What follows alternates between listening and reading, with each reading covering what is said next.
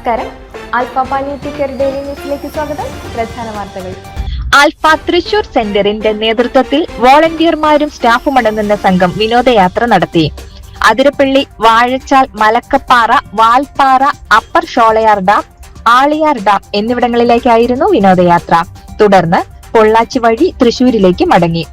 തേയിലത്തോട്ടങ്ങളുടെ പച്ചപ്പും കുളിർമയും ഹെയർപിൻ വളവുകളിലെ പ്രകൃതി ഭംഗിയും ആസ്വദിച്ചുകൊണ്ടുള്ള യാത്രയിൽ 36 പേരും കുടുംബാംഗങ്ങളും പങ്കെടുത്തു. President Thomas Tholath, secretary CK Sajeev, treasurer Saroja Wilson, staff അംഗങ്ങളായ ജീനി, മിനി എന്നിവർ നേതൃത്വം നൽകി. Alpha Mala centre Kochi Lakeshore ആശുപത്രിയുടെ സഹകരണത്തോടെ കരൾ രോഗ പരിശോധനാ ക്യാമ്പ് നടത്തും.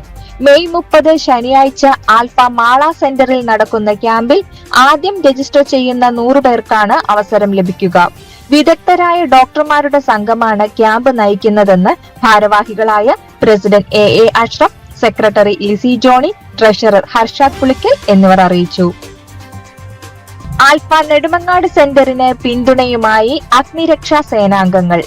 1 വർഷത്തിലധികമായി നെടുമങ്ങാട് പ്രവർത്തനം നടത്തിവരുന്ന ആൽഫ നെടുമങ്ങാട് സെന്ററിന്റെ മുന്നോട്ടുള്ള പ്രവർത്തനങ്ങൾക്കായി നടത്തുന്ന പേഷ്യന്റ് കെയർ സ്പോൺസർഷിപ്പ് ക്യാമ്പയിനോട് സഹകരിച്ചുകൊണ്ടും മറ്റ് പ്രവർത്തനങ്ങളിൽ തങ്ങളുടെ പിന്തുണ അറിയിച്ചും സേനാംഗങ്ങൾ മുന്നോട്ട് വരികയായിരുന്നു.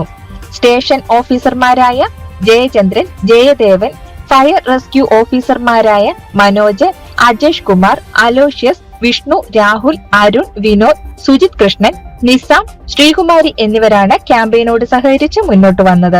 Alpha Nedumangad centre secretary Jayachandran, ഭാരവാഹികളായ നസീർ, സുരേഷ് എന്നിവർ പങ്കെടുത്തു. ഇതോടെ ഇന്നത്തെ വാർത്തകൾ അവസാനിക്കുന്നു.